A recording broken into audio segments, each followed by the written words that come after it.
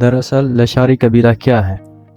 روایت کے مطابق میر جلال خان کے دوسرے بیٹے کا نام لشار تھا اور رند کی طرح یہ سپہ سالار تھا۔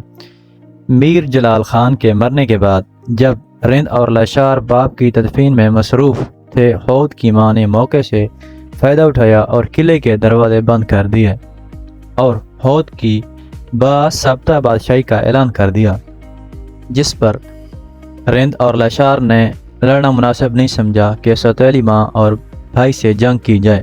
اس کے بعد لشار نے ایرانی، بلوچستان اور قندھار کا رخ کیا۔ ان کی اولاد پھلی پھولی جب ان علاقوں میں خشک سالی ہوئی تو انہوں نے کالات کا رخ کیا اور میر شیخ کی سربراہی میں کالات کو فتح کیا اور سبی آئے۔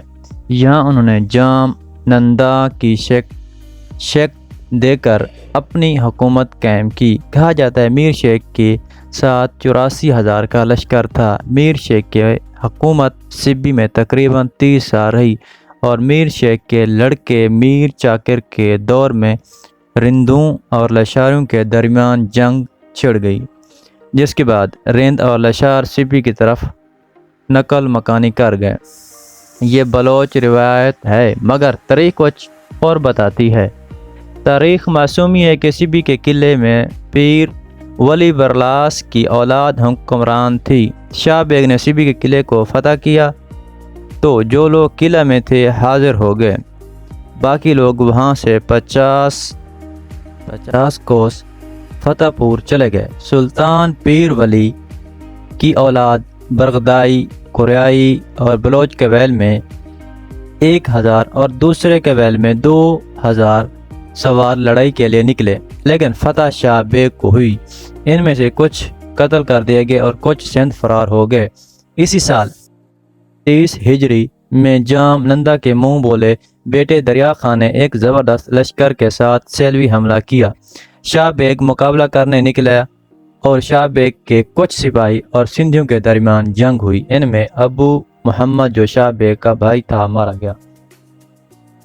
قابل ذکرات یہ ہے لشار مغربی بلوچستان میں بالکل نہیں پائے جاتے۔ مشرقی بلوچستان میں کندھاوا کے مقام پر مگسی قبیلے میں ایک تحفہ کی صورت میں ملتے ہیں۔ کچھ تعداد ان کی سندھ ملتی ہے اور پنجاب میں ان کا کافی تعداد سریکی علاقے آباد ہے۔ ان کا پہلا پیشہ بستربانی تھا اور یہ سامان کی اونٹوں کے ذریعے نقل و حرکت کرتے تھے۔ اب زراعت اور دوسرے پیشوں میں بھی آگے ہیں۔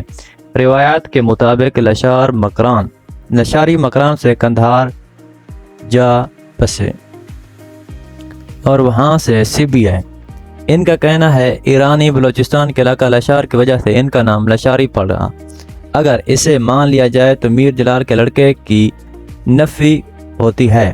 میر شیخ اور میر چاکر کی کہانی میں کوئی حقیقت نہیں۔ تاریخی طور پر سبی اور جام نندا کی حکومت تھی اور اسے شکست دے کر ارغوان، فرمان اور شاہ بیگ نے قبضہ کر لیا۔ ان کا قبضہ مرزا غازی بیگ تک دور تک رہا، یہاں تک کہ مرزا غازی بیگ نے اکبر کی فرمانروائی قبول کر لی۔ اس کے بعد یہاں مغل گورنر آتے رہے۔ اس کے بعد یہاں کلہوڑ کے قبضے میں آیا اور ان سے خان کیلات نے چھین لیا۔ کہنے کا مقصد یہ ہے میر شیخ کا قبضہ اور اس کے لڑکے میر چاکر اور لشاریوں کی جنگ ایک کہانی سے زیادہ نہیں۔ تاریخی طور پر اس کے کوئی شواہد نہیں ملتے۔ پہلے زمانے میں بھاٹ اپنے ممدوں کو اس طرح کے داستانیں سنایا کرتے تھے۔ اس زمانے پھر فاتح اور رستم سے زیادہ بہادر بتایا کرتے تھے۔